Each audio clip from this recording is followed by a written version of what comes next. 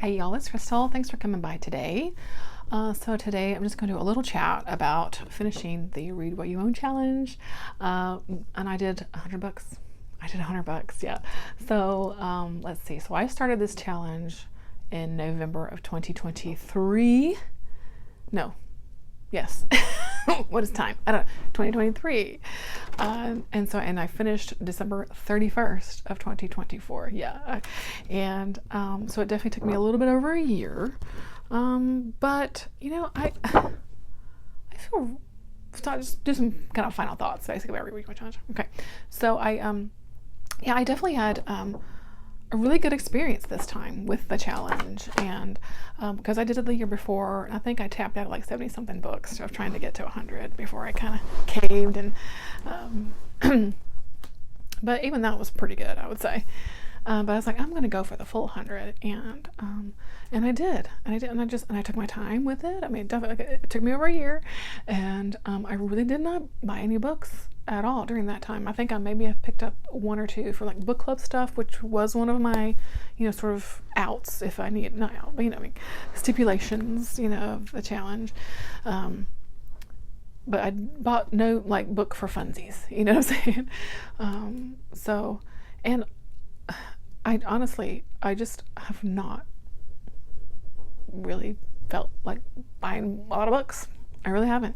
And even, after the challenge, I did do a little shopping here. Okay, I'll show you a few little things I picked up, but I didn't go hog wild, and I just, took a day to like just peruse a used bookstore,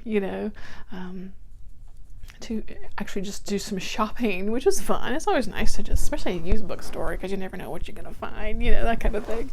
And there is another book I do want to buy. I want to buy a copy of I Who Have Never Known Men by Jacqueline Hartman. I'm gonna pick up a copy of that, which is my favorite book that I read in 2024, and that I want a physical copy of. But other than that, that's it, And so for me, what I used the Read What You Own challenges was to really to really look at my shelves, which are still a hot mess, by the way. Okay, they're still a hot mess. I have unhauled a lot of books, and you can't actually tell it. So there's definitely, I have a problem here. You know what I'm saying? I have a problem. It's not really a problem, but the point being is that even though I read 100 books off the shelf, you can't really tell it. And even though I unhauled probably a couple hundred books off the shelf, you can't tell that either, really. So I will be going right into another 100 books, I think, and doing this all over again, because what I really discovered was that I got some really cool sounding stuff on my shelf already. I really do. Do I get a little bit of FOMO from new releases? Sometimes, yeah. Yeah. But I also don't need to go buy that book. I don't need to. Especially because I realized that I've had a lot of these books for a long time and I haven't read them yet, which means at one point I picked up a book and said, gosh, I can't wait to read this. And here it sits for 3 years, 5 years, 10 years, sometimes even longer, So it's just made me look about how I bring things into my house. You know what I'm saying? Do I love like just going out and having fun shopping? Of course. I mean, that's fun, right? But like, I don't need to. Yeah, I mean, I don't actually need to do that a lot. And that's something I really learned about myself this year. Yeah, was I don't actually need to do that a lot. And I don't actually need to do it with a lot of things in my life. So I've definitely reassessed how I bring things into my house in general, So this year, 2025, I'm definitely focusing on low buy stuff. Working through the things I have in my house, not just books, but other things, crafty things and stuff like that. Just really trying to enjoy the things that I have, because I have some really cool stuff here, in my house. Like, my house is full of cool stuff. And so for me, I personally, and I know this isn't for everybody, and that's fine. You buy a bunch of books. I don't, like, you do you. You know what I'm saying? Like, there's no judgment from me. But for me personally, I just found this just a really great way for me, again, to just kind of rethink about what I'm bringing into my house, and what is the actual need for it, that kind of thing. So that's why I wanted to go right into another challenge, honestly. So I'm going to take off all these stickers and start over. And I think it's gonna be fun, because again, I've got so many great books I want to read, so many cool books, and then I can use my library, and I did that quite a lot this year, a lot more than I usually do. I can use my library and my Libby app, that kind of stuff. I've even decluttered some of that, like I got rid of Everand, Scribd, like I got rid of that, I feel like I'm rambling now, but anyway, so for me, it was very good. Enough so that I'm going to do it again, right? So we're starting January with Read What You Own, around 2 100-book challenge, and I'm really excited about it. So let's see. Thoughts for, is this going to be for everybody? No. Do I think everyone could benefit from trying it once? Yes, I do think so. And even if you don't meet your goal, I think it's a good way to just kind of reset, kind of check yourself a little bit. And if you go back to how you were doing things, that's fine too, because that's the person you are, and that's fine. But I think just taking a pause to kind of just really think about, why you buy books, that kind of thing, can just kind of help your brain a little bit, I think. And then if you go back again, and you go back to buying a lot of books after the challenge, that's cool too. Like, it's fine. You know what I mean? Again, you do you, but people say they failed the challenge that they bought, but was it a fail really? Just because you didn't maybe meet your personal challenge, but what did you learn about yourself along the way? You know what I'm saying? Sometimes it's about the journey, my friends. So I'm a big fan of Read What You Own, and had a really good time with it. I'm just feeling really good about it. I'm feeling very positive about it.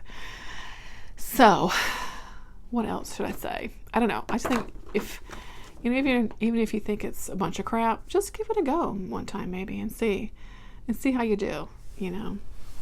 And you might be pleasantly surprised. So let me show you the few little things that I did pick up. Why not? Because it really isn't that many, but let me get them real quick. Okay, hold on. Okay, so for my kind of treat myself reward for finishing my challenge, which I think I kind of deserved. Okay, look. So I took myself to McKay's, which is a used bookstore, kind of a small chain here in North Carolina. And I think they have maybe a location or two in Tennessee as well. And it works like most used bookstores. You can bring stuff in and, get trades or cash for it. I a lot of times just do cash because that's just what I want, was the cash money. Books, I paid with store credit, which isn't like real money. So, I mean, basically it was free, right? It wasn't, but you know what I'm saying. Anyway, so I just perused the shelves a little bit, and I always, of course, check like the horror section to see what was there, and that's really where I spent my time, was the horror section. So I did find a few little bits. I did find a few kind of horror paperbacks, which these I like to pick up as collection, So I found a Bernard Taylor book, which I think I really find Bernard Taylor books. This is called Charmed Life. I don't know how good this one is, but whatever. I've only read one Bernard Taylor book, and I really liked it. So I've been wanting to read some more. It's just a cool cover too. So yeah, I found this one, Sunglasses After Dark by Nancy A. Collins. This is a vampire book. This is cool. I don't remember how this got on my radar. Maybe from Alex over at the Bookubus, because I had this marked as want to read on my Goodreads. 1989 this came out. I know it is a vampire book. I think it maybe has some like erotic things going on with it too. It's just a way cool cover. Look at those red eyes. It's so cool. I'm very excited to read that. This is Shattered Glass by Elaine Bergstrom, another vampire book. How cool is that? This one's a little chunky, but it's got an artist in here, which I love reading, like artists restore stained glass. That's cool, yeah. But he's also a vampire. Very cool. Yeah, love it. I found another Rick Hatala book. I've collected a few of his. I still haven't read any, but this is Bed Bugs. This is actually a short story collection, so that's exciting. I don't know. I've heard his books are good. I just need to give them I gotta get into them. I don't know. I found this for $2. This is one of those big collections that Silver Shamrock used to put out. I don't even know if Silver Shamrock is around anymore, but an indie press that did indie horror, and they did a bunch of these huge collections, like Midnight in the something something or other. It was all, it was a theme of each one. So this one is Midnight in the Pentagram. So all the stories will be deemed, I think, around maybe sort of occult things, and it's got like, oh my gosh, everybody and their mom's in here. We've got Laurel Hightower, Robert Ford, Chad Lutzke, Tim Curran, Mark Towles, Graham Masterson, Catherine Cavendish, Ty Kiesling, Stephanie Ellis, Tim Meyer. I mean, a bunch of people in here. I'm super excited. Owl going back. Yeah, I mean, I'm super excited for this, really. I've got another one that's like a science fiction themed one that Kelly gave to me, but I was like, I mean, for $2, yeah, I'm gonna pick it up. Yeah. I found this Aaliyah Whiteley book, The Loosening Skin. Yeah, it sounded good. It's more of a science fiction kind of story, but I don't want to read this author, so I picked that up. I picked up a Margaret Atwood book for my collection. I don't have a copy of The Heart Goes Last, and it sounds really interesting, so I definitely get to that at some point. And then I was very excited to find Goth there. Yeah, by Atsuichi. Atsuichi. Yeah, Japanese horror book. See, is there a translator? I don't know. I can't find the translator. Show me English translation. This first came out in 2013. Okay, translated by Jocelyn Allen. So I'm excited for that. It's gonna be good. I want to read this one for a little while, so I'm excited. So I had, a little treat myself moment, and I didn't, but honestly I didn't, this isn't a lot. Like, I've come out of my caves with a box full of books before, you know what I'm saying? So this is me thinking, do I want to read this book? Will I read it at some point? And do I want it on my shelf? And so yeah, I tried to be a bit more mindful about what I actually purchased as well. And I actually have nowhere to put those books on my shelf, so I still need to really kind of go through. It's a mess. Anyway, so all this to say, I finished my Read What You Own challenge from 2023, 2024, and I'm going to go right into 2024, 2025 Read What You Own challenge, and I'm really excited about it, actually, feeling really good about it. And that's kind of it. So here we go. Cheers to Ollie for creating this challenge.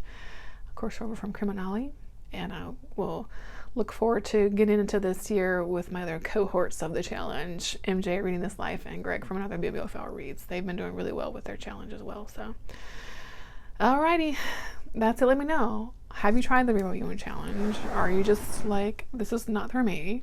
Have you succeeded at your Read What You Own challenge? I'd love to know your thoughts about it. And thanks for watching. I hope you're doing well, and I'll see you in the next one. Bye.